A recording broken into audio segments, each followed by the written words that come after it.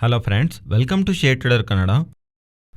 Sensex 897 points down ಆಗಿ 58,237 close ಆದರೆ Nifty 258 points down ಆಗಿ 17,154 ಕ್ಲೋಸ್ ಆಗಿದೆ. Virus bank Nifty 920 points down ಆಗಿ 39,564 ಕ್ಲೋಸ್ ಆಗಿದೆ. ವೆರಸ್ ಮಿಡ್ ಕ್ಯಾಪು 1.83% ಕರೆಕ್ಟ್ ಆದರೆ ಸ್ಮಾಲ್ ಕ್ಯಾಪು 2.06% ಕರೆಕ್ಟ್ ಆಗಿದೆ.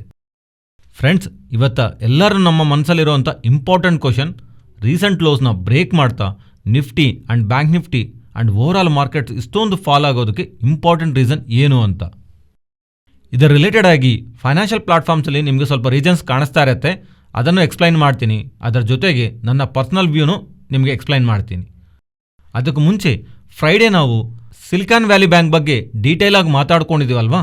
ಸಿಲಿಕಾನ್ ವ್ಯಾಲಿ ಬ್ಯಾಂಕ್ ರಿಲೇಟೆಡ್ ಆಗಿ ನಡ್ತಿರೋದೇನು ಆ್ಯಂಡ್ ಅದರ ರಿಲೇಟೆಡ್ ಆಗಿ ಇಂಡಿಯನ್ ಬ್ಯಾಂಕಿಂಗ್ ಸಿಸ್ಟಮ್ಗೆ ರಿಸ್ಕ್ ಇದೆಯಾ and entire US or global equity ಮಾರ್ಕೆಟ್ಸ್ಗೆ ಈ ಸಿಲಿಕಾನ್ ವ್ಯಾಲಿ ಬ್ಯಾಂಕ್ ರಿಲೇಟೆಡ್ ಆಗಿರೋವಂಥ ಕ್ರೈಸಸ್ನ ಲಿಂಕ್ ಮಾಡ್ಬೋದಾ, ಲೈಕ್ ಎಂಟೈರ್ ಈಕ್ವಿಟಿ ಮಾರ್ಕೆಟ್ಸ್ಗೆ ಈ ಸಿಲಿಕಾನ್ ವ್ಯಾಲಿ ಬ್ಯಾಂಕು ಕೊಲಾಪ್ಸ್ ಆದರೆ ಏನಾಗತ್ತೆ ಅದರ ಬಗ್ಗೆನೂ ಮಾತಾಡ್ಕೊಂತ ಆ್ಯಕ್ಚುಲಿ ಸ್ಟಾಕ್ ಮಾರ್ಕೆಟ್ ಏನಕ್ಕೆ ಇವತ್ತು ಫಾಲ್ ಆಗಿದೆ, ಇದರ ರಿಲೇಟೆಡ್ ಆಗಿರೋಂಥ ಲಾಜಿಕ್ ಏನು ತಿಳ್ಕೊಳ್ಳೋಂಥ ಪ್ರಯತ್ನ ಮಾಡೋಣ. ಫ್ರೆಂಡ್ಸ್, ಒಂದು ಟೈಮ್ ಥರ ಅಲ್ಲ, ಈಗ ಸಿಸ್ಟಮ್ ಎಷ್ಟು ಫಾಸ್ಟಾಗಿ ವರ್ಕ್ ಆಗ್ತಿದೆ ಅಂದರೆ ಲಾಸ್ಟ್ ವೆನಸ್ಡೇ ನಮಗೆ ಈ SVB ಬ್ಯಾಂಕು ಆ್ಯಂಡ್ ಅಲ್ಲಿಂದ within the Friday means Wednesday ನಮಗೆ ಈ ಅಪ್ಡೇಟ್ ಬಂದಿದೆ ಈ ಬ್ಯಾಂಕ್ ಬಗ್ಗೆ ನೆಗೆಟಿವ್.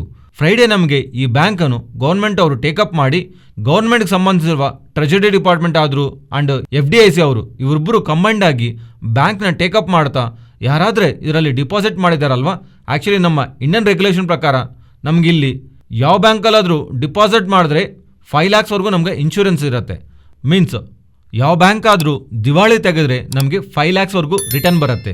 ಅದೇ ಥರ US ಅಲ್ಲಿ $250,000 ಅಲ್ಲಿ ಇನ್ಶೂರೆನ್ಸ್ ಇರುತ್ತೆ. ಆದರೆ ಟ್ರೆಜರಿ ಅವರು, ಗೌರ್ಮೆಂಟ್ ಅವರು ಆ್ಯಂಡ್ FIDC ಅವರು ಇನ್ಶೂರೆನ್ಸ್ನ ಪ್ರೊವೈಡ್ ಮಾಡಿರೋ ಅವರು ಇವರೆಲ್ಲರೂ ಕಂಬೈಂಡ್ ಆಗಿ ಬಂದು ಸ್ಟೇಟ್ಮೆಂಟ್ಸ್ ಕೊಟ್ಟಿದ್ದಾರೆ. $250,000 ಮಾತ್ರನೇ ಅಲ್ಲ, ಆದರೆ ಇನ್ವೆಸ್ಟ್ ಮಾಡಿರೋಂಥ ಟೋಟಲ್ ಡಿಪಾಸಿಟ್ಸ್ ಎಲ್ಲರಿಗೂ ಪ್ರತಿಯೊಬ್ಬರಿಗೂ ಅವರ ಹಣ ವಾಪಸ್ ಬರುತ್ತೆ ಅನ್ನೋ ಥರ ಅವರು ಅಪ್ಡೇಟ್ ಮಾಡಿದ್ದಾರೆ. ಇದು US ಅಲ್ಲಿರುವಂಥ ಸಿಲಿಕಾನ್ ವ್ಯಾಲಿ ಬ್ಯಾಂಕ್. ಹಾಗೆ ಆ ಬ್ಯಾಂಕ್ ಬೇರೆ ಜಿಯೋಗ್ರಫಿಲಿರುವಂಥ ಆಪರೇಷನ್ಸು ಮಾಡ್ತಾ ಇರುತ್ತಲ್ವ, ಆ ಥರ UK ಅಲ್ಲಿರುವಂಥ ಸಿಲಿಕಾನ್ ವ್ಯಾಲಿ ಬ್ಯಾಂಕ್ ರಿಲೇಟೆಡ್ ಆಗೇನು ಟೋಟಲ್ ಆಪರೇಷನ್ನ HSBC ಅವರು ಕೇವಲ £1 ಕೊಟ್ಟು nearly with respect Indian rupees ನೋಡಿದ್ರೆ 99 ರೂಪೀಸ್ ಕೊಟ್ಟು ಎಂಟೈರ್ ಬ್ಯಾಂಕಿಂಗ್ ಆಪರೇಷನ್ಸ್ನ ತೊಗೊಂಡಿರೋ ಥರ ಅಪ್ಡೇಟ್ಸ್ ಬರ್ತಿದೆ. ಆ್ಯಂಡ್ ಇದಾದಮೇಲೆ ನಿಮಗೆ ಮಲ್ಟಿಪಲ್ ಬ್ಯಾಂಕ್ಸ್ ರಿಲೇಟೆಡ್ ಆಗಿ ನೇಮ್ಸ್ ಕೇಳ್ತಾ ಇರ್ತೀರಾ. ಇದೊಂದು ಸಿಗ್ನೇಚರ್ ಬ್ಯಾಂಕ್ ಆ್ಯಂಡ್ ಇವತ್ತು afternoon first republic bank US ಸಂಬಂಧಿಸಿರುವ one of the small bank ಇವೆಲ್ಲನೂ ಪ್ರೀ ಮಾರ್ಕೆಟಲ್ಲೇ 68% ಫಾಲ್ ಆಗೋಗಿದೆ ಸ್ಟಾಕ್ ಪ್ರೈಸಸ್ಸು. ಮಾರ್ಕೆಟಲ್ಲಿರುವಂಥ ಎಕ್ಸ್ಪೆಕ್ಟೇಷನ್ಸ್ ಏನಂದರೆ ಕೇವಲ ಇವರೇ ಅಲ್ಲ, ಲೈಕ್ ಈ ಸಿಲಿಕಾನ್ ವ್ಯಾಲಿ ಬ್ಯಾಂಕ್ ಅವರೇ ಅಲ್ಲ, ಬೇರೆ ಬ್ಯಾಂಕ್ಸಲ್ಲೂ ಅವ್ರ ಹತ್ರ ಇರುವಂಥ ಡಿಪಾಸಿಟ್ನ ಒಂದು ಪಾಯಿಂಟ್ ಆಫ್ ಟೈಮಲ್ಲಿ ಬಾಂಡ್ಸು ಆ್ಯಂಡ್ ಬೇರೆ ಇನ್ಕಮ್ ಸೋರ್ಸಸಲ್ಲಿ ಇನ್ವೆಸ್ಟ್ ಮಾಡಿ ಪ್ರೆಸೆಂಟ್ ಅವು ರಿಯಲೈಸ್ ಆಗಬೇಕಂದ್ರೆ ಮೀನ್ಸ್ ಸೆಲ್ ಮಾಡಬೇಕಂದ್ರೆ ಲಾಸಸಲ್ಲಿ ಇರ್ತಾ ಇರೋದು. ಇದು ಕಾರಣವಾಗ್ಲೂ ಇವರು SVB ಬ್ಯಾಂಕ್ ರಿಲೇಟೆಡ್ ಆಗಿ ಕ್ರೈಸಸ್ನ ಫಾಲೋ ಆಗೋದಕ್ಕೆ ಚಾನ್ಸ್ ಇದೆ ಅನ್ನೋ ಥರ ಅಪ್ಡೇಟ್ಸ್ ಬರ್ತಿದೆ. ಈ ಬ್ಯಾಂಕ್ಸ್ ಎಲ್ಲನೂ ಸಿಲಿಕಾನ್ ಬ್ಯಾಂಕ್ ವೇನಲ್ಲೇ ನಡೆಯುತ್ತೆ ಅನ್ನುವಂಥ ಭಯದಿಂದಾನು ಆ ಸ್ಟಾಕ್ ಪ್ರೈಸಸಲ್ಲೂ ಅದರ ರಿಲೇಟೆಡ್ ಆಗಿ ಡಿಪಾಸಿಟ್ ಮಾಡಿರೋರು ಕಾನ್ಫಿಡೆನ್ಸ್ ಕಮ್ಮಿ ಆಗ್ತಿರೋ ಹತ್ರ ನಮಗೆ most of the financial platform ಡೇಟಾನಲ್ಲಿ ಕಾಣಿಸ್ತಾ ಇದೆ. 2022 ಎಂಡಿಂಗ್ಗೆ US ಅಲ್ಲಿ 4,746 ಹತ್ರ ಕಮರ್ಷಿಯಲ್ ಬ್ಯಾಂಕ್ಸ್ ಇದೆ. ಅದರಲ್ಲಿ ಮೆಜಾರಿಟಿ ಆಫ್ ದ ಬ್ಯಾಂಕ್ಸು ಚಿಕ್ಕ ಚಿಕ್ಕ ಬ್ಯಾಂಕ್ಸೇ. ಈ ಥರ ಒಂದು ದೊಡ್ಡ ಮೊತ್ತದಲ್ಲಿರುವಂಥ ಸಿಲಿಕಾನ್ ವ್ಯಾಲಿ ಬ್ಯಾಂಕ್ನಲ್ಲೇ ಇಷ್ಟೊಂದು ದೊಡ್ಡ ಕ್ರೈಸಸ್ ನಡೆದಿದೆ ಅಂದರೆ ಮತ್ತೆ ಈ ಚಿಕ್ಕ ಚಿಕ್ಕ ಬ್ಯಾಂಕ್ಸ್ಗೆ ಇಂಪ್ಯಾಕ್ಟ್ ಇರುತ್ತೆ ಅಂತ ಜನ ಭಯ ಬಿದ್ದು ಅದರ ರಿಲೇಟೆಡ್ ಆಗಿ ಇಂಪ್ಯಾಕ್ಟ್ ಇರ್ಬೋದೇನೋ ಅಂತ stock prices and banks related ಆಗಿ ನಮಗೆ ಇಂಪ್ಯಾಕ್ಟ್ ಅಂತೂ ಕಾಣಿಸ್ತಾ ಇದೆ. ಆದರೆ ಇಲ್ಲಿ ಒಂದು ಪಾಸಿಟಿವ್ ಥಿಂಗ್ ಏನಂದರೆ ಅಲ್ಲಿ ಗೌರ್ಮೆಂಟ್ ಅವರು ಸುಮ್ಮನೆ ನೋಡ್ತಾ ಕೂತಿಲ್ಲ. ನಾನೇನು ಹೇಳಬೇಕಂತಂದರೆ ವೆನಸ್ಡೇ ಅಪ್ಡೇಟ್ ಬಂದಿದೆ, ಫ್ರೈಡೇ ನಮಗೆ ಆ ಬ್ಯಾಂಕ್ನ ಕೈಗೆ ತಗೊಂಡು ಗೌರ್ಮೆಂಟ್ ಅವರು ಹಾಗೆ FIDC ಅವರು ಇಬ್ಬರೂ ಸೇರಿ ಆ ಬ್ಯಾಂಕ್ನ ಅವ್ರ ಕೈಗೆ ತಗೊಂಡು ಎಲ್ರಿಗೂ ಶ್ಯೂರಿಟಿ ಕೊಟ್ಟಿದ್ದಾರೆ. ನೀವು ಯಾವ ಥರ ಭಯ ಪಡಬೇಕಾಗಿಲ್ಲ, ನಾವು ಟೋಟಲ್ ಹಣನ ಪೇ ಮಾಡ್ತೀವಿ, ಇನ್ಶೂರೆನ್ಸ್ ಅಮೌಂಟ್ ಅಲ್ಲ, ಯಾರಾದರೂ ಎಷ್ಟು ಡಿಪಾಸಿಟ್ ಮಾಡಿದಾರಲ್ಲ ಅಷ್ಟು ಟೋಟಲ್ ಡಿಪಾಸಿಟ್ ಅಮೌಂಟ್ನು ನಾವು ಪೇ ಮಾಡ್ತೀವಿ ಅನ್ನೋ ಥರ ಅವರು ಮುಂದೆ ಬಂದಿದ್ದಾರೆ.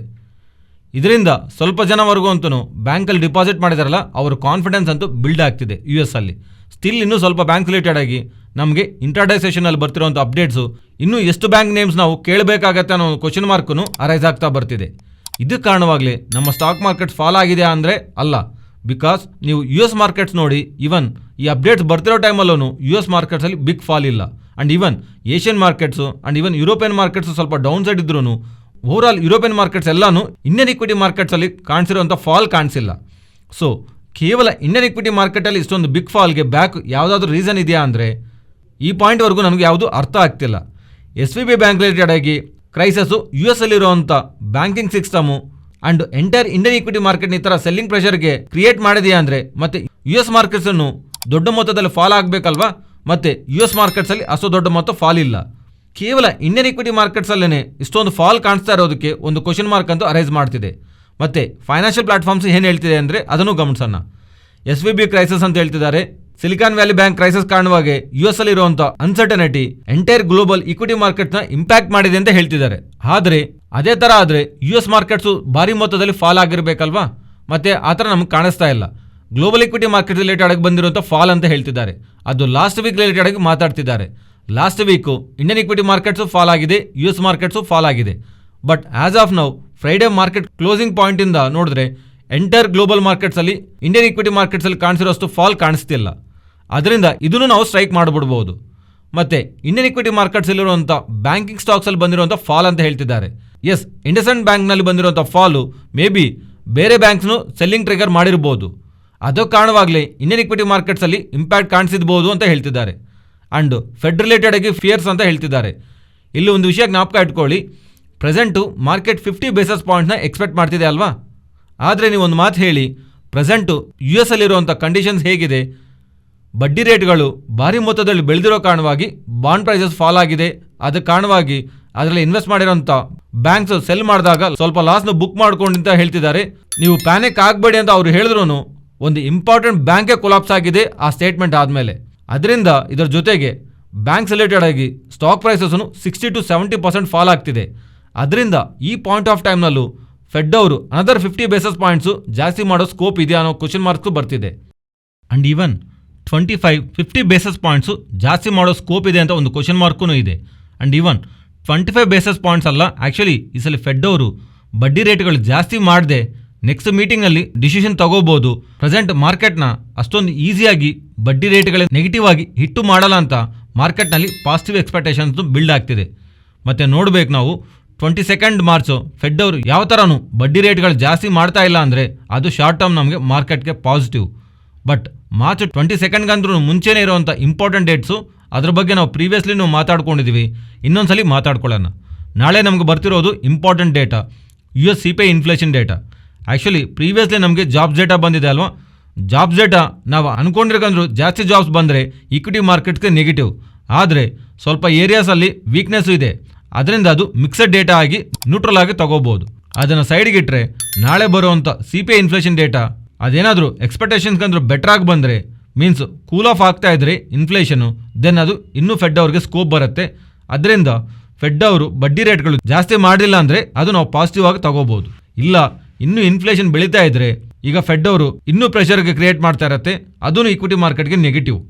ಮಾರ್ಚ್ 14 ನಾಳೆ ಈವ್ನಿಂಗ್ 6 ಅರೌಂಡ್ ನಮಗೆ ಬರ್ತಿರೋವಂಥ ಇನ್ಫ್ಲೇಷನ್ ಡೇಟಾ ನಾವು ತಪ್ಪದೇ ಗಮನಿಸಬೇಕು.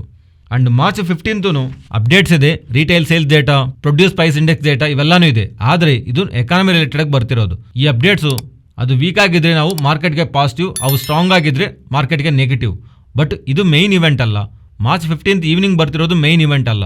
March 14 main event. But March 15 ಬರ್ತಿರೋದು ಇಂಪಾರ್ಟೆಂಟ್ ಇವೆಂಟ್ ಅಲ್ಲ. ನೆಕ್ಸ್ಟು ಮಾರ್ಚ್ 22 ಬರುವಂಥದ್ದು ಮೇನ್ ಇವೆಂಟ್. ಮಾರ್ಚ್ 22 ಔಟ್ಕಮ್ ನಮಗೆ ನೈಟ್ ಮಾರ್ಕೆಟ್ ಕ್ಲೋಸ್ ಆದಮೇಲೆ ಬರುತ್ತೆ. ಅದು ನೆಕ್ಸ್ಟ್ ಟ್ರೇಡಿಂಗ್ ಸೆಷನ್ ನಮಗೆ ಮೀನ್ಸ್ ಮಾರ್ಚ್ 23 ಇಂಪ್ಯಾಕ್ಟ್ ಮಾಡುತ್ತೆ. ಆ್ಯಂಡ್ ಇವತ್ತಿನ ಮಾರ್ಕೆಟ್ ಫಾಲ್ಗೆ ಟೆಕ್ನಿಕಲ್ ಫ್ಯಾಕ್ಟರ್ಸ್ ಅಂತಲೂ ಹೇಳ್ತಿದ್ದಾರೆ. ಲೈಕ್ ನಾವು ಪ್ರೀವಿಯಸ್ಲಿ ನಾವು ಅಂದ್ಕೊಂಡಿದ್ವಲ್ವಾ 17,250 ಝೋನ್ ತುಂಬ ಇಂಪಾರ್ಟೆಂಟ್ ಝೋನ್ ಅಂತ. ಆ್ಯಂಡ್ ಆ ಝೋನ್ ಇವತ್ತು ಬ್ರೇಕ್ ಆಗಿದೆ ಅಲ್ವಾ, ಅದರಿಂದಾನೇ ಇಂಟ್ರಾಡೇ ಸೆಷನಲ್ಲಿ ನಮಗೆ ಒನ್ ಡೈರೆಕ್ಷನಲ್ ಆಗಿ ಫಾಲ್ ಕಾಣಿಸಿದೆ. ಆಲ್ಮೋಸ್ಟು 17,250 ಲೆವೆಲ್ ಬ್ರೇಕ್ ಆದಮೇಲೆ 140 ಪಾಯಿಂಟ್ಸ್ ಹತ್ರ ವಿತಿನ್ ದ ಶಾರ್ಟ್ ಸ್ಪ್ಯಾಮ್ ನಮಗೆ ಒನ್ ಡೈರೆಕ್ಷನಲ್ ಆಗಿ ನಿಫ್ಟಿನಲ್ಲಿ ಫಾಲ್ ಕಾಣಿಸಿದೆ ಅಲ್ವಾ. ಇದನ್ನು ಟೆಕ್ನಿಕಲ್ ರೀಸನ್ ಅಂತ ಹೇಳ್ತಿದ್ದಾರೆ. ಬಟ್ ಆ ಟೆಕ್ನಿಕಲ್ ರೀಸನ್ನು ಮುಂದೆ ಇಷ್ಟೊಂದು ಸೆಲ್ಲಿಂಗ್ ಬರೋದಕ್ಕೆ ರೀಸನ್ನು ಪ್ರೆಸೆಂಟ್ ಫೈನಾನ್ಷಿಯಲ್ ಪ್ಲಾಟ್ಫಾರ್ಮ್ಸ್ ಎಲ್ಲೂ ಅಪ್ಡೇಟ್ ಇಲ್ಲ. ಬಟ್ ಮೋಸ್ಟ್ಲಿ ಮಾರ್ಕೆಟಲ್ಲಿರುವಂಥ ಪ್ರೀವಿಯಸ್ ಡೇಟಾ ನಾವು ನೋಡ್ತಾ ಇದ್ದರೆ FIs ರಿಲೇಟೆಡ್ ಆಗಿ ಒಂದು ಬಿಗ್ ಸೆಲ್ಲಿಂಗ್ ಇರ್ಬೋದೇನೋ ಅಂತ ಕ್ವಶನ್ ಮಾರ್ಕು ಬರ್ತಿದೆ. ಗ್ಲೋಬಲ್ ಆಗಿರೋಂಥ ರಿಸ್ಕ್ ಇದೆ ಅಲ್ವಾ, ಲೈಕ್ ಬೇರೆ ಸ್ಟಾಕ್ಸು ಆ್ಯಂಡ್ ಬೇರೆ ಬ್ಯಾಂಕ್ಸಲ್ಲಿ ಅವ್ರು ಯಾವುದಾದ್ರೂ ಲಾಸಸ್ನ ಫೇಸ್ ಮಾಡ್ತಿದ್ದಾರಲ್ವ, ಆ ಲಾಸಸ್ನ ಫಿಲ್ ಮಾಡೋದಕ್ಕೆ ಆ್ಯಂಡ್ ಆ ಲಾಸಸ್ ಅಸೆಟ್ಸ್ ರಿಲೇಟೆಡ್ ಆಗಿ ಬ್ಯಾಲೆನ್ಸ್ ಮಾಡೋದಕ್ಕೆ ಬೇರೆ ಈಕ್ವಿಟಿ ಮಾರ್ಕೆಟ್ಸಲ್ಲಿ ಅವ್ರು ಮಾಡ್ತಿರೋಂಥ ಇನ್ವೆಸ್ಟ್ಮೆಂಟ್ನ ಸೆಲ್ ಆಫ್ ಮಾಡೋದೂ ಒನ್ ಆಫ್ ದಿ ವೇ ಅನ್ನೋ ಥರ ಕಾಣಿಸ್ತಾ ಇದೆ. ಅದರಿಂದ maybe foreign institutional investors ಬೇರೆ ಜೋನ್ಸಲ್ಲಿ ಬರ್ತಿರುವಂಥ ಲಾಸಸ್ನ ಕವರ್ ಮಾಡೋದಕ್ಕೋಸ್ಕರ ನಮ್ಮ ಇಂಡಿಯನ್ ಇಕ್ವಿಟಿ ಮಾರ್ಕೆಟ್ ರಿಲೇಟೆಡ್ ಆಗಿ ಸೆಲ್ ಆಫ್ ಮಾಡ್ತೀರಾ ಅನ್ನೋ ಒಂದು ಕ್ವಶನ್ ಮಾರ್ಕು ಅರೈಸ್ ಆಗ್ತಿದೆ. ಅವರೇನಾದರೂ ಸೆಲ್ ಆಫ್ ಮಾಡ್ತಾ ಇದ್ರೆ ಇವತ್ತು ಈವ್ನಿಂಗ್ ನಮಗೆ FIDI ಡೇಟಾ ಅಪ್ಡೇಟ್ ಆಗತ್ತಲ್ವಾ, ಆ FIDI ಡೇಟಾನಲ್ಲಿ ಅಬ್ನಾರ್ಮಲ್ ಆಗಿ FIs ಒಂದು ನಂಬರ್ಸು ಲೈಕ್ 6,000 crores 7,000 crores ಅಂತ ಬರ್ತಾ ಇದ್ರೆ ದೆನ್ ಈ ಫಾಲ್ ಬ್ಯಾಕ್ ಇರೋದು ಪ್ಯೂರ್ಲಿ FIs ಸಂಬಂಧಿಸಿರುವ ಸೆಲ್ಲಿಂಗು. ಅವ್ರು ಸೆಲ್ ಮಾಡ್ತಾ ಇರೋದು ಮೇ ಬಿ ಬೇರೆ ಮಾರ್ಕೆಟ್ಸ್ ರಿಲೇಟೆಡ್ ಆಗಿ, ಪರ್ಟಿಕ್ಯುಲರ್ ಆಗಿ ಬ್ಯಾಂಕ್ಸ್ ರಿಲೇಟೆಡ್ ಆಗಿ 60 or 70% ಮಾರ್ಕೆಟ್ ಪ್ರೈಸ್ನಲ್ಲಿ ಫಾಲ್ ಆಗ್ತಿದೆ ಅಲ್ವಾ, ಅದರ ರಿಲೇಟೆಡ್ ಆಗಿ ಅವರು ಲಾಸಸ್ನ ಬ್ಯಾಲೆನ್ಸ್ ಮಾಡೋದಕ್ಕೋಸ್ಕರ ಫಂಡ್ಸ್ ರಿಕ್ವೈರ್ಮೆಂಟ್ಗೋಸ್ಕರ ಇಲ್ಲಿಂದ ಸ್ವಲ್ಪ ಪರ್ಸೆಂಟೇಜು ಸೆಲ್ ಆಫ್ ಮಾಡಿರ್ಬೋದು. ಅದು ನಮಗೆ ಇವತ್ತು end of the day FIDI ಡೇಟಾನಲ್ಲಿ ಅರ್ಥ ಆಗುತ್ತೆ. ಫ್ರೆಂಡ್ಸ್, ಇವತ್ತಿನ ಇಂಪಾರ್ಟೆಂಟ್ ಡೇಟಾ ಪಾಯಿಂಟ್ಸ್ನ ಮಾತಾಡ್ಕೊಂಡಿದ್ದಲ್ವ, ಈಗ ಮಾರ್ಕೆಟ್ ರಿಲೇಟೆಡ್ ಆಗಿ ಮಾತಾಡ್ಕೊಂಡ್ರೆ ಫ್ರೆಂಡ್ಸ್, ನಾವು ಪ್ರೀವಿಯಸ್ಲಿ ಅಂದ್ಕೊಂಡು ಹಾಗೆ ಬಿಲೋ 17,250 ಮಾರ್ಕೆಟ್ನ ಬುಲಿಶಾಗಿ ನಾವು ನೋಡೋಕ್ಕಾಗಲ್ಲ. ಬಿಕಾಸ್ ಇಲ್ಲಿಂದ ತುಂಬ ಟೈಮ್ ಬ್ಯಾಕಿಂದಾನು ಅದು ಇಂಪಾರ್ಟೆಂಟ್ ಲೆವೆಲ್. ಆ್ಯಂಡ್ ಫೆಬ್ರವರಿ ಲೋನ 17,250ವರೆಗೂ ಫಾಲ್ ಆಗಿ ಅಗೈನ್ ಆ ಲೆವೆಲ್ನ ರೆಸ್ಪೆಕ್ಟ್ ಮಾಡಿ ಅಪ್ಸೈಡ್ಗೆ ಭಾರಿ ಮೊತ್ತದಲ್ಲಿ ನಿಫ್ಟಿ ಮೂವ್ ಆಗಿದೆ. ಸೊ ಅದರಿಂದ 17,250 ಆ ಲೆವೆಲ್ ಬಿಲೋ ಇರೋವರೆಗೂ ನಾವು ಬುಲ್ಲಿಶ್ ಆರ್ ಪಾಸಿಟಿವ್ ಟ್ರೇಡ್ ತೊಗೊಳ್ಳೋದು ಲಾಜಿಕ್ ಇಲ್ಲ. ಸೊ 17,250 ಬಿಲೋ ಏನಾದರೂ ರ್ಯಾಲಿ ಆ ಸೈಡ್ ಡೈರೆಕ್ಷನಲ್ಲಿ ಬರ್ತಿದ್ರು bearish opportunity or rejection related ಆಗಿರೋಂಥ ಆಪರ್ಚುನಿಟಿಗೋಸ್ಕರ ಕ್ರಿಯೇಟ್ ಮಾಡ್ಕೊಳ್ಳೋದು ಬೆಟರ್ ಆಪ್ಷನ್. ಒಂದು ವೇಳೆ ರಿಕವರಿ ಆಗಿ ಅಪ್ಸೈಡ್ ಬರ್ತಾ ಇದ್ರೆ for the strong confirmation 2 trading sessions closing ಆದರೂ ನಾವು ನೋಡಬೇಕಾಗತ್ತೆ. ಇಲ್ಲ ಅಂದರೆ ಇಂಟ್ರಾಡೇನಲ್ಲಿ ಪ್ಲೇ ಮಾಡೋಣ ಅಂತ ಅಂದ್ಕೊಳ್ಳೋರು 15 ಮಿನಿಟ್ಸ್ ಕ್ಯಾಂಡಲ್ನಲ್ಲಿ ರೆಫರ್ ತಗೊಂಡು ಅದರಲ್ಲಿ ಲೋ ಬ್ರೇಕ್ ಮಾಡದೇ ಇರೋವರೆಗೂ ಬುಲ್ಲಿಶ್ ಆಕ್ಟಿವಿಟಿನ ಇಂಟ್ರಾಡೇನಲ್ಲಿ ಕ್ಲೋಸಿಂಗ್ ಬೇಸಸ್ನಲ್ಲಂತೂ 2 ಟ್ರೇಡಿಂಗ್ ಸೆಷನ್ಸ್ ಅಂತೂ ನೋಡ್ತಾ ಇದ್ರೆ ಆ್ಯಂಡ್ ಡೈರೆಕ್ಷನಲ್ಲೂ ಮಾರ್ಕೆಟಲ್ಲಿ ಒಂದು ರಿವರ್ಸಲ್ ಆರ್ ಮಾರ್ಕೆಟ್ ಬೇಸ್ ನಮಗೆ ಅರ್ಥ ಆಗುತ್ತೆ. As of now market below 17,250 further ಆಗಿ ನಾವು ವೀಕ್ನೆಸ್ನ ಇರೋದಕ್ಕೆ ಪಾಸಿಬಿಲಿಟಿ ಇದೆ. Next Nifty and bank Nifty support and resistant. Nifty support 17,060 to 17,080 ಇದು ಇಂಪಾರ್ಟೆಂಟ್ ಝೋನ್. ಆ್ಯಂಡ್ ಇಲ್ಲಿಂದ ಅಪ್ಸೈಡು 17,250 to 17,270 ಇವೆರಡೂ ತುಂಬ ಇಂಪಾರ್ಟೆಂಟ್ ರೆಸಿಸ್ಟೆಂಟ್ ಝೋನ್ಸೇ. ನೆಕ್ಸ್ಟು ಬ್ಯಾಂಕ್ ನಿಫ್ಟಿ ಇಲ್ಲಿಂದ down side 39,230 and upside 39,870. Friends, Nifty option data ಬಗ್ಗೆ ಡಿಸ್ಕಸ್ ಮಾಡಬೇಕು ಅಂತ ಅನ್ಕೊಂತಿಲ್ಲ. ಇಷ್ಟೊಂದು ವೋಲ್ಟೇಲಿ ಆಗಿ ಮೂವ್ ಆದಾಗ ಪರ್ಟಿಕ್ಯುಲರ್ಲಿ 17,200 ಬ್ರೇಕ್ ಆಗ್ತಿದೆ ಅಲ್ವಾ, ಈ ಟೈಮಲ್ಲಿ ಇಷ್ಟೊಂದು ಫಾಲ್ ಆಗುತ್ತೆ ಅಂತ ಕಾಲ್ ರೈಟರ್ಸು ಎಕ್ಸ್ಪೆಕ್ಟೇಷನ್ಸಲ್ಲೇ ಇರಲಿಲ್ಲ. ಸೊ ಕಾಲ್ ರೈಟಿಂಗ್ ರಿಲೇಟೆಡ್ ಆಗಿ ಆದರೂ ಆ್ಯಂಡ್ ಪುಟ್ ರೈಟಿಂಗ್ ರಿಲೇಟೆಡ್ ಆಗಾದರೂ ಟೋಟಲ್ ಅಬ್ನಾರ್ಮಲ್ ಡೇಟಾ ನಮಗೆ ಇವತ್ತು ಆಪ್ಷನ್ ಚೈನ್ ಡೇಟಾನಲ್ಲಿ ಇರುತ್ತೆ. ಅದರಿಂದ ಡೈರೆಕ್ಷನಲ್ ಆಗಿ ಇಷ್ಟೊಂದು ವೋಲ್ಟೇಲಿ ಆಗಿ ಮೂವ್ ಇದ್ದಾಗ ಆಪ್ಷನ್ ಚೈನ್ ಡೇಟಾ ನೋಡೋದು ಕರೆಕ್ಟ್ ಅಲ್ಲ. ಆದರೆ ಪ್ರೀವಿಯಸ್ಲಿ ನಾವು 17,700 800 ಹತ್ರ ಹೋದಾಗ್ಲೂ ನಾವು ಡೌನ್ ಸೈಡ್ ಇಟ್ಟಿರುವಂಥ ಸಪೋರ್ಟು 17,200. ಆದರೆ ಇವತ್ತು 17,200 ಅಂದ್ರೂ ಬಿಲೋ ಬಂದು ಕ್ಲೋಸ್ ಆಗಿದೆ ಅಲ್ವಾ. For the time being 17,250 below ಇರೋವರೆಗೂ ನಾನಂತೂ ಪರ್ಸ್ನಲಿ 17,000 to 17,500ನ ಇದನ್ನು ಗಮನಿಸ್ತಾ ಇದ್ದೀನಿ. ಆದರೆ 1 or 2 ಟ್ರೇಡಿಂಗ್ ಸೆಷನ್ಸು ನಮಗೆ ಕ್ಲಾರಿಟಿ ಸ್ವಲ್ಪ ಸ್ಟೆಬಿಲಿಟಿ ಬಂದ ಮೇಲೆ ಆಪ್ಷನ್ಸ್ ಆ್ಯಂಡ್ ಡೇಟಾನಲ್ಲಿರುವಂಥ ಡೇಟಾ ನಾವು ನೋಡಿದ್ರೆ ನಮಗೊಂದು ಕ್ಲಾರಿಟಿ ಬರುತ್ತೆ. ಬಟ್ ಆ್ಯಸ್ ಆಫ್ ನೌ ಖಂಡಿತವಾಗ್ಲೂ ಒಂದು ರೇಂಜ್ ನೋಡಬೇಕಂತ ಅಂದ್ಕೊಂಡ್ರೆ ಈ 500 ಪಾಯಿಂಟ್ ರೇಂಜ್ನು, ಈ ಚಿಕ್ಕ ರೇಂಜ್ನ ನಾವು ಒಂದು ವ್ಯಾಲ್ಯೂ ರೇಂಜ್ ಆಗಿ, ಒಂದು ಸೈಕಲಾಜಿಕಲ್ ರೇಂಜ್ ಆಗಿ ಡೌನ್ ಸೈಡ್ 17,000 ಅಪ್ಸೈಡ್ 17,500. ಈ 17,500 ಅನ್ನೋದು ಒಂದು ರೌಂಡ್ ಆಫ್ ನಂಬರ್ ಆಗಿರೋದ್ರಿಂದ ಈ ರೇಂಜ್ ನಾವು in the short term 2 or 3 days ನಾವು ವಾಚ್ ಮಾಡ್ಬೋದು. ಇನ್ ಬಿಟ್ವೀನ್ ನಮಗೆ ಆಪ್ಷನ್ಸ್ ಆ್ಯಂಡ್ ಡೇಟಾನು ಸೆಟಲ್ ಆಗುತ್ತೆ. ಫ್ರೆಂಡ್ಸ್, ಈ ವಿಡಿಯೋದಲ್ಲಿ ನಾವು ಶೇರ್ ಮಾಡಿರೋಂಥ ಕಂಟೆಂಟ್ ವ್ಯಾಲ್ಯೂಬಲ್ ಆಗಿದ್ದರೆ ನಮ್ಮ ಚಾನಲ್ನ ಲೈಕ್ ಮಾಡಿ. ಆ್ಯಂಡ್ ನೀವೇನಾದರೂ ಟೆಲಿಗ್ರಾಮ್ನಲ್ಲಿ ಇಲ್ಲ ಅಂದರೆ ಟೆಲಿಗ್ರಾಮ್ ಆ್ಯಪ್ ಇನ್ಸ್ಟಾಲ್ ಮಾಡಿಕೊಂಡು ಶೇರ್ ಟ್ರೇಡರ್ ಕನ್ನಡ ಗ್ರೂಪಲ್ಲಿ ಜಾಯ್ನ್ ಆಗಿ.